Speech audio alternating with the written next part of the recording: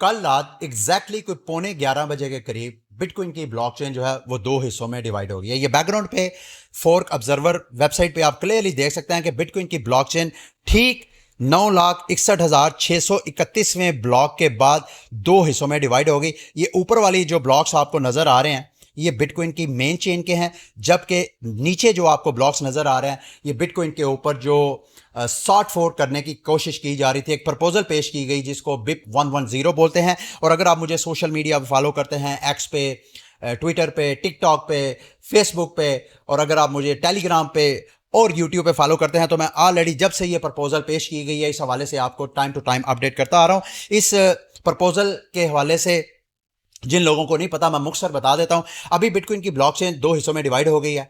इसका मतलब यह है कि जो मैं आपको अपडेट करता आ रहा हूं, अब आपके अगर फंड्स बिटकॉइन की मेन चेन में पड़े हुए थे, सेम उतने ही फंड्स आपके डिवाइड भी हो गए। अगर आप थोड़ी देर वेट करें तो मैं आपको दिखाता हूं। ये बिटकॉइन की मेन चेन का मेमोरी पूल है। यहां पे मैंने अपना वॉलेट स्कैन किया तो यहां पे आपको $1000 का मेरा बैलेंस नजर आ रहा है। ये जो मैंने अपना एक वॉलेट यहां पे स्कैन किया है, ये मेरा वॉलेट का एड्रेस है। अच्छा, सेम जो बिटकॉइन की नई चेन बनी है जिस पे आपको दो ब्लॉक्स नजर आए, अब अगर वहीं पे भी मैं सेम अपना एड्रेस ये देखें ZSL सेम यहां पे देखूं तो $1000 मुझे इधर भी मिल गया। अब ये जो डुप्लीकेट आपको फंड्स मिले हैं ये कैसे आप एक्सचेंज कर सकते हैं, ये डुप्लीकेट क्यों मिले हैं, ये सारा इस वीडियो में मैं वो भी आपको एक्सप्लेन करूंगा। लेकिन सबसे पहले आते हैं ये BIP 110 एक्चुअली है क्या, जिन लोगों को नहीं पता। बिटकॉइन के ऊपर जो इंस्क्रिप्शंस हैं, जो ऑर्डिनल्स हैं, या यूं समझे कि बिटकॉइन के ऊपर, बिटकॉइन तो एक मनी लेयर है ना जिसपे आप बिटकॉइन ट्रांसफर कर सकते हैं, राइट। लेकिन इथेरियम की तरह कुछ मार्केट के बिटकॉइन के जो इंजीनियर्स थे वो समझते थे कि इथेरियम की तरह इसको भी अपना एक इकोसिस्टम बिल्ड करना चाहिए जहां NFTs होने चाहिए, डीफाई एप्स होने चाहिए, गेम्स होने चाहिए, और जो कुछ आपको इस वक्त क्रिप्टो मार्केट में, आल्टकॉइन मार्केट में नजर आता है, जो कुछ समझते थे कि ये बिटकॉइन के ऊपर भी अगर एक्टिविटी होगी तो ये बिटकॉइन की चेन के लिए ये हेल्थी है। अब चूंकि बिटकॉइन एक डिसेंट्रलाइज नेटवर्क है, बिटकॉइन के जो पुराने ओजीज हैं, जो पुराने इंजीनियर्स हैं, सपोर्टर्स हैं, उनमें से कुछ का ख्याल है कि ये स्पैमिंग है, क्योंकि आप जितना ज्यादा डाटा बिटकॉइन की ब्लॉकचेन के ऊपर डालते जाएंगे, इसकी जो ब्लॉकचेन है, इसका जो डिजिटल खाता है, लेजर है, वो उतना ज्यादा ब्लोट होता जाएगा, हैवी होता जाएगा, जो कि स्पैमिंग है उसकी जरूरत ही नहीं है। बिटकॉइन को सतोशी नाकामोटो के विजन के साथ ही अटैच रहना चाहिए, ये एक मनी लेयर ही रहना चाहिए, peer to peer payment system ही रहना चाहिए, ना कि इसके ऊपर आप एक पूरा डीफाई नेटवर्क जो है इकोसिस्टम आप बिल्ड करें। बहरहाल उनमें से एक जो बिटकॉइन के इंजीनियर्स हैं, ओजी हैं, उन्होंने ये प्रपोजल पेश की कि 1 साल के लिए ऑर्डिनल्स और इंस्क्रिप्शंस को बंद कर दिया जाए। अच्छा, ये प्रपोजल अगर माइनर, जाहिर बात है, जो मोर देन 50% यानी 55% माइनर्स अगर इस प्रपोजल को एक्सेप्ट कर लेते तो इस वक्त जो आपको बिटकॉइन इस ब्लॉक के बाद जो दो हिस्सों में डिवाइड होता हुआ नजर आया, ऐसा नहीं होना था। यही जो अप्रूवल थी, ये जो रूल्स मेंशन किए गए इस BIP 110 प्रपोजल में, यही नई ब्लॉक, इन ब्लॉक्स में वो अपडेट होने थे।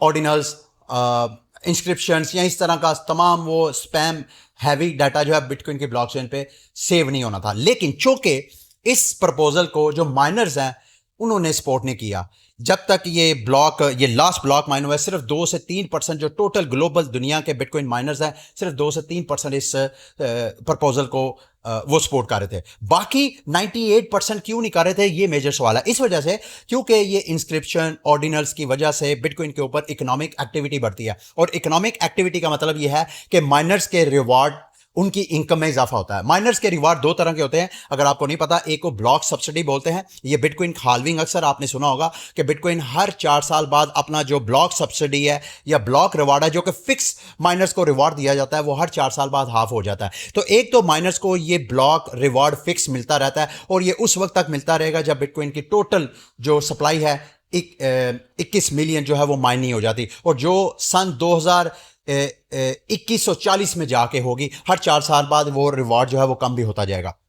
तो एक तो फिक्स रिवार्ड मिलता है माइनर को, दूसरा इन ब्लॉक्स के अंदर जितनी ट्रांजैक्शंस ऐड होती हैं उन ट्रांजैक्शन की फीस माइनर्स का एक्स्ट्रा इनकम, एक्स्ट्रा रिवार्ड होता है। अभी भी अगर आप मेमोरी पूल पे जाके देखें तो आप क्लियरली देख सकते हैं कि लास्ट जो ब्लॉक माइन हुआ है उसमें तकरीबन 5,912 ट्रांजैक्शन। तो ये जो 5,912 ट्रांजैक्शन हुई हैं, फिक्स रिवार्ड के साथ साथ इनकी जो ट्रांजैक्शन फीसें हैं वो भी माइनर्स की इनकम होती है। अच्छा, इसमें हर ट्रांजैक्शन की फीस अलग अलग होती है।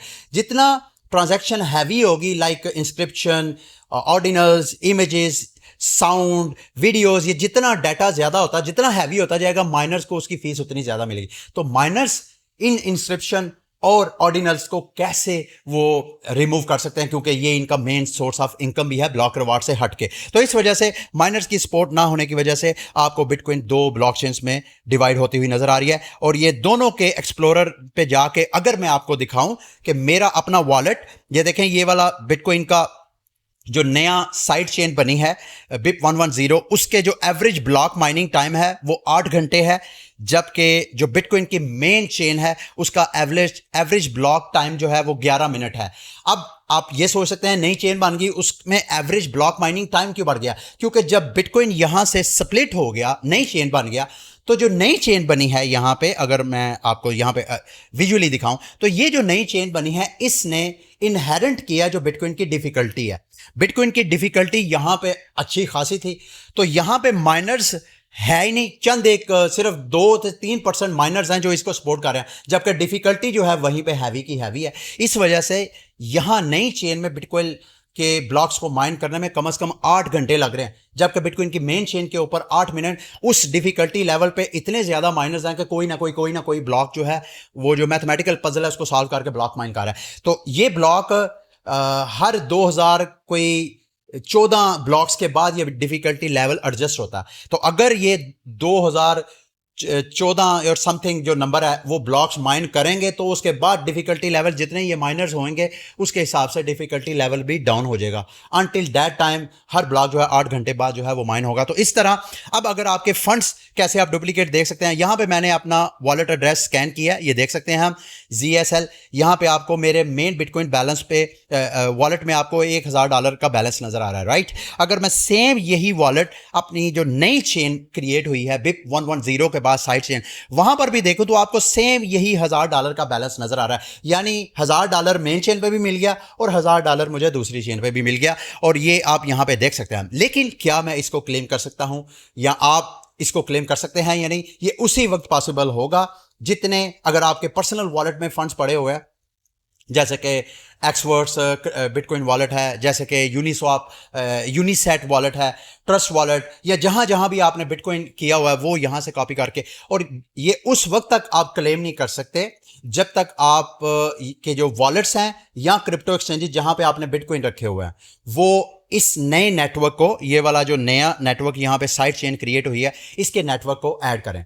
अभी बिटकॉइन जो है वो इथीरियम की तरह, जैसे हम इथीरियम मेटामास्क में जाते हैं, कोई नई चेन आती है उसका नेटवर्क ऐड कर लेते हैं, इस तरह आप बिटकॉइन की इस साइड चेन का नेटवर्क कहीं पे ऐड नहीं कर सकते, राइट, जब तक कि इसको बाकायदा डाक। और इस हवाले से अगर आप कुछ खुद भी, अगर आप बिगिनर लेवल से एडवांस लेवल पे हैं तो आप खुद भी ऐसे इसको ऐड कर सकते हैं अगर आप करना चाहें तो। लेकिन जाहिर बात है आपने ये टोकन सेल करने हैं, तो टोकन सेल करने के लिए कहीं ना कहीं इसकी लिक्विड मार्केट तो होगी, तो ये आपने अगले चंद घंटे इंतजार करना है। अगर कोई एक्सचेंज, वैसे नॉर्मली छोटी मोटी एक्सचेंज जो है वो सपोर्ट करती हैं, वो कैप्चर करने के लिए कि ये कम्युनिटी की एक्टिविटीज़ को हम जो है वो कैप्चर करेंगे, वहां से ट्रांजैक्शन फीस से अर्न करेंगे, ठीक है, तो वो मुमकिन है इस टोकन को कहीं लिस्ट करें। इस हवाले से आप सोशल मीडिया पे एक्टिव रहिएगा, मेरे पास कोई इन्फॉर्मेशन में आई तो मैं आपको लाजमी बताऊंगा। लेकिन इस हवाले से आपने बड़ा केयरफुल रहना है। अगर ऐसे दोस्त जिनके पास सेल्फ कस्टडी में फंड्स पड़े हुए हैं, बेशक आपके क्रिप्टो वॉलेट्स यानी एप्स में पड़े हुए हैं या हार्डवेयर वॉलेट में पड़े हैं, आपने अभी जब तक कोई नई अपडेट नहीं आ जाती अपने फंड्स को मूव नहीं करना। ये ना हो कहीं आप सेंडिंग के दौरान अपने मेन फंड से जो नई साइड चेन है उस पर फंड्स ना मूव कर ले, या साइड चेन से मूव करते हुए गलती से मेन चेन पे फंड्स ना भेज। दोनों सूरतों में आपके फंड्स जो है वो लॉस हो सकते हैं। और दूसरा, इस सारे सिचुएशन के दौरान हैकर्स और स्कैमर्स भी बहुत जो है वो एक्टिव हो जाते हैं। ये ना हो कि कहीं आप किसी सोशल मीडिया ऐप पे देखें जी, आप अपने BIP 110 चेन से अपने जो आपके डॉलर्स हैं अच्छे खासे, उन डॉलर्स को मूव करें, विड्रॉ करवाएं, तो इस तरह के विड्रॉ ऑप्शन और विड्रॉवल के लिए वहां पे आप सीड फ्रेजेस, प्राइवेट की, इवन पब्लिक एड्रेस भी पेश करने से आप गुरेज करें। ये ना हो कि आप किसी स्कैमर के झांसे में आ जाए। और जिन लोगों के फंड्स एक्सचेंजेस में पड़े हुए हैं उनको भी परेशान होने की बिल्कुल ज़रूरत नहीं है। ये ज़्यादातर जो सेल्फ कस्टडी वाले लोग हैं उनको ज़्यादा परेशानी और तजब्जुब हो सकता है, कंफ्यूजन हो सकती है। जो एक्सचेंज है उनको क्या ज़्यादा से ज़्यादा परेशानी हो सकती है कि बिटकॉइन के ज़रिए आपको डिपॉजिट और विड्रॉवल में इशू आ सकता है, क्योंकि एक्सचेंजेस भी जो रीप्ले टेंशन हो सकती है, उसमें अपने आप को प्रिपेयर करें। रीप्ले क्या चीज़ होती है जिसको ये सारे नेटवर्क्स, ये प्लेटफॉर्म जो है उसको लाजमी कंसिडर करते हैं विड्रॉवल और डिपॉजिट के दौरान। वो जब तक वो सेटल नहीं करते उस वक्त तक आपको ये यहाँ से प्रॉब्लम हो सकती है। तो अदरवाइज ये चेन स्प्लिट हो गई है।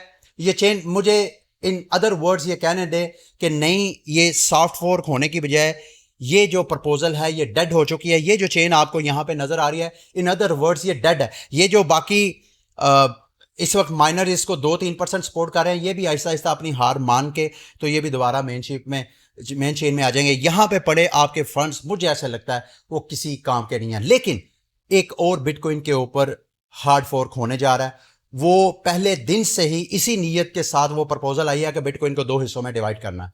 ये तो बिटकॉइन को अपग्रेड करने की नीयत से ये प्रपोजल पेश की गई थी, इस वजह से ये फेल हो गई तो आपको शायद कुछ ना मिले। लेकिन वो जो दूसरी हार्ड फोर्क होने वाली है उसमें आपको लाजमी रिवॉर्ड मिलेगा।